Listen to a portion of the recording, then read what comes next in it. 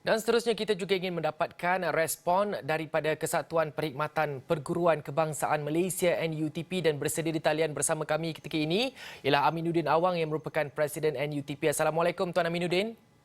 Waalaikumsalam. Assalamualaikum Tuan. Waalaikumsalam. Baiklah Tuan, ini merupakan pengambilan yang besar dalam tempoh yang saya kira singkat. Bagaimana respon NUTP melihat kepada isu pengambilan sebanyak 18,702 pegawai perkhidmatan pendidikan grade DG41 ini bagi menyelesaikan isu kekurangan guru dalam negara ketika ini, Tuan? Sebenarnya isu kekurangan guru ini adalah merupakan suatu masalah lama yang selama ini membelenggu dari segi keberkesanan pengajaran dan pembelajaran di sekolah dan juga dari segi kelancaran pentadbiran pengetua dan guru besar di sekolah dan langkah yang diumumkan oleh yang berhormat Menteri Kanan Pendidikan sebagai satu pengambilan secara walk-off ini adalah suatu perkara yang di luar jangkaan kita dan kita amat berterima kasih dan kita amat mengalu-alukan dan kita mengharapkan dengan usaha ini maka masalah kekurangan guru sama ada dalam aspek kekurangan body guru di sekolah ataupun dari segi tidak kesesuaian option itu akan dapat diselesaikan dan dengan ini kualiti pendidikan kita akan dapat ditingkatkan. Baik Tuan, adakah NUTP merasakan ini waktu yang sesuai ketika negara masih berdepan dengan pandemik COVID-19 dan hala tuju mod pembelajaran dan pengajaran PDP juga ketika ini masih dalam mod PDPR serta tiada tarikh khusus bila PDP secara bersemuka akan boleh dilaksanakan semula. Jadi bagaimana NUTP melihat perkara ini? Sebagaimana yang telah diumumkan bahawa antara masalah kita adalah masalah kekurangan guru. Jadi apabila berlakunya masalah dari segi kekurangan guru, tak kiralah dari semasa dari segi pembelajaran normal ataupun semasa PDPR ini, maka dengan pengambilan guru ini, apabila sekolah mengalami kecukupan guru, banyak masalah yang dapat diselesaikan. Dan ini kalau nak kira dari segi kesesuaian masa, kita rasa ini yang adalah masa yang sesuai. Kita mempunyai banyak permasalahan yang kita dapati dari aspek pengajaran dan pembelajaran. Kita juga ada masalah dari segi kita ada ramai guru-guru yang sudah agak lama, yang veteran, yang mungkin kurang dari segi kemahiran ICT bagi menguruskan PDPR. Dan kita yakin dengan pengambilan ini, sudah pastilah mereka ini terdiri daripada guru-guru baru, guru-guru generasi Y, guru-guru yang budayanya adalah budaya ICT. Dan dengan kemasukan mereka ke dalam sistem pendidikan mereka, ke dalam pasaran guru kita, kita yakin ini akan menguatkan pengurusan dan juga dari aspek pelaksanaan pengajaran dan pembelajaran di sekolah. Ini seolah-olah satu suntikan baru ke dalam dibawa oleh Kementerian Pendidikan, dibawa guru-guru baru, guru-guru yang celik ICT untuk menguatkan lagi pengurusan PDPR yang sedang berlangsung sekarang ini.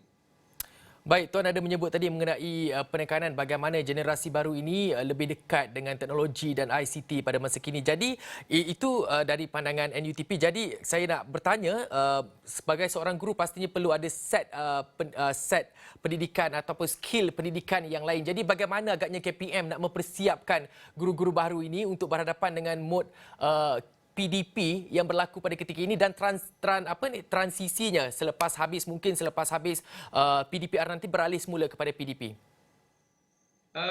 Guru-guru yang sedang menunggu untuk dilantik ini yang akan termasuk dalam 18,702 orang ini, saya yakin mereka bukan dilatih untuk menguruskan proses pengajaran dan pembelajaran dalam era COVID-19, dalam era PDPR. Sekiranya mereka yang akan dilantik itu terdiri daripada lepasan graduan pendidikan yang tamat pada tahun 2019 misalnya ataupun 2020. Mereka ini adalah mereka yang dilatih dalam suasana untuk menguruskan pendidikan murid-murid ini dalam era normal, dan mereka tidak dilatih untuk menguruskan pengajaran dan pembelajaran dalam masa PDPR ini. Dan saya rasa dalam hal ini, apabila mereka ini dilatih, saya rasa pihak Kementerian Pendidikan perlu mengadakan kursus orientasi, kursus pertambahan kemahiran kepada guru-guru ini. Bagaimana? Sebab mereka ada kemungkinan apabila mereka ditempatkan di sekolah-sekolah pada bulan 10 nanti, ada kemungkinan kita masih lagi dalam suasana PDPR bagi sekolah, bagi peringkat bukan SPN, bukan peringkat STPN. Dan itu merupakan suatu mungkin kejutan bagi mereka, sebab mereka bila masuk ke sekolah sudah dalam suasana online. Jadi saya rasa dalam hal ini pihak kementerian mungkin sudah ada dalam perancangan mereka untuk mengadakan kursus orientasi khas kepada 18,000 yang akan ditempatkan dalam suasana PDPR ini. Baik Tuan, dan ini soalan terakhir dari saya. Keutamaan ya Tuan mungkin diberikan kepada bakal guru dari jurusan ataupun aliran pendidikan, namun ada kemungkinan kekosongan ini diisi oleh mereka yang berkelulusan ijazah sarjana muda tanpa latar belakang pendidikan. Sekiranya ini terjadi, adakah NUTP melihat ini sebagai satu perkembangan yang baik buat bakal guru itu sendiri dan murid-murid secara khususnya? Dalam suasana sebelum ini pun ada yang guru-guru yang bukan daripada asalnya ijazah sarjana muda, dia itu bukan pendidikan, tetapi apabila mereka nak masuk ke dalam untuk dilantik sebagai guru, sebagai pegawai perkhidmatan pendidikan, mereka perlu ada diploma pendidikan.